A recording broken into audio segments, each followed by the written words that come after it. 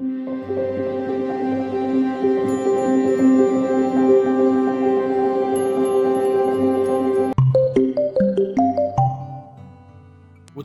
الكرام، طابت أوقاتكم.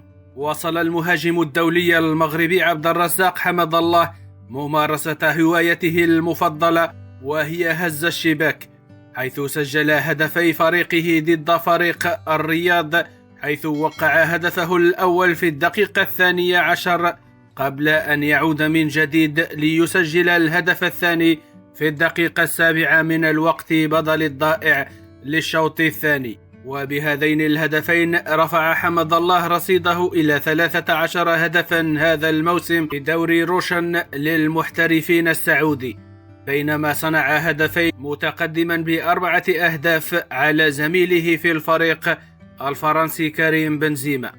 وكان حمد الله قد سجل ثنائية في لقاء الذهاب الذي انتهى بفوز الاتحاد برباعية نظيفة. وبهذا يواصل عبد الرزاق حمد الله التألق مع فريقه الاتحاد، فهو هداف الفريق لحد الآن رغم تعاقد النادي مع المهاجم السابق لريال مدريد الإسباني الفرنسي كريم بنزيما بمبلغ 200 مليون أورو لمدة موسمين، أي 100 مليون أورو سنويا مع امتيازات أخرى. وفي ظل هذه المستويات الكبيرة التي يقدمها حمد الله، قام الرئيس التنفيذي السابق لنادي الاتحاد السعودي حامد البلوي بمدح والإشادة بالدور الكبير الذي يقوم به، حيث قال في تصريحات لبرنامج أكشن مع وليد: الهداف هذه الأيام عملة نادرة، وحمد الله لاعب متكامل بالنسبة لي، وهو رجل بكل ما تحمله الكلمة من معنى سلوكيا وفنيا وأخلاقيا. وتابع: اليوم لا بد أن يكون المهاجم له كلمته وثقله في الملعب، والأرقام تقف إلى جانب حمد الله، لقد حطم أرقاما قياسية كثيرة، وهو ثاني أفضل هداف إفريقي. وأضاف حمد الله: خلال هذا الموسم يملك 16 مساهمة في 16 مباراة. حمد الله تاريخي ومؤثر، وهو أيقونة. وتابع كلامه: لا يوجد لاعب يتحمل الضغوط التي تحملها حمد الله، وبالهدفين اللذين وقعهما في مرمى نادي الرياض يكون عبد الرزاق حمد الله قد وصل للهدف 13 متقدما ب4 أهداف على زميله في الاتحاد الفرنسي كريم بنزيما. أما حمد الله فقد أكد أنه بإمكانه تحمل الضغوطات ويتقن التعامل معها، حيث قال في تصريح لبرنامج دوري نغير على قناة السعودية: أنا لاعب محترف، أعرف كيف أتحمل الضغوطات وكيف أتعامل معها والتخلص منها.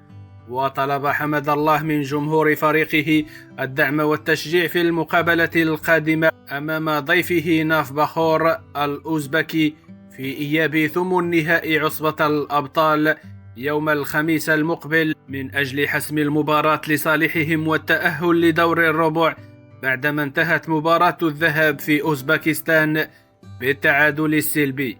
وقال في هذا الصدد: ننتظر دعم جماهيرنا يوم الخميس المقبل لتحقيق الانتصار والتأهل لدور ربع نهائي دوري أبطال آسيا.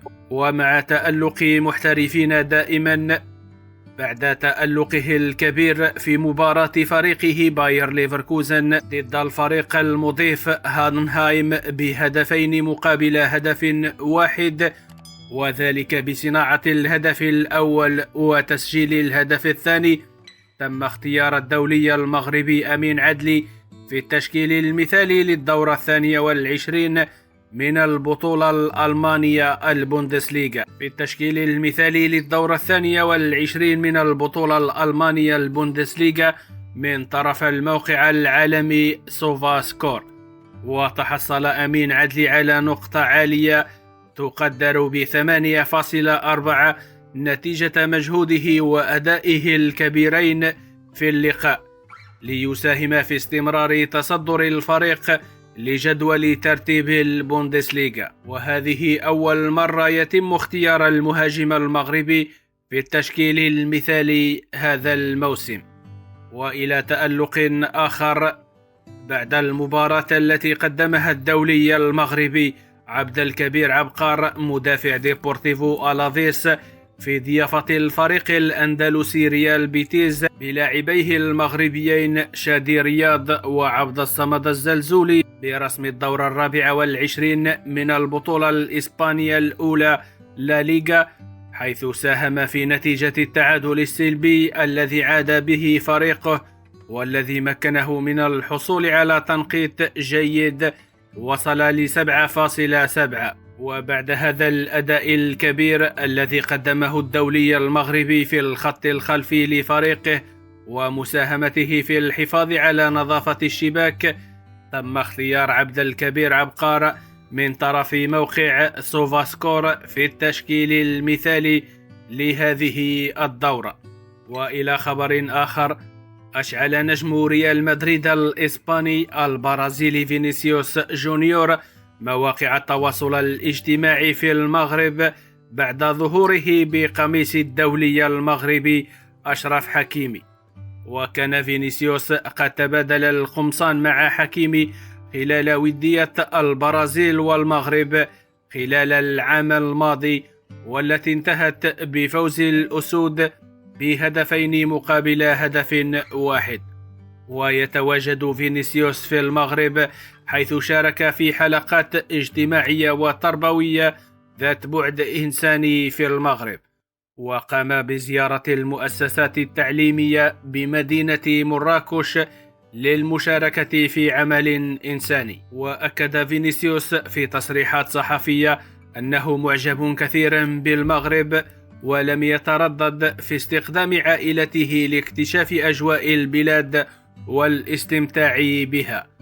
وقد احتشدت جماهير غفيرة حول اللاعب وهتفوا باسمه، والتقط الحاضرون صورا تذكارية وتوقيعات اللاعب البرازيلي، خصوصا الأطفال الصغار.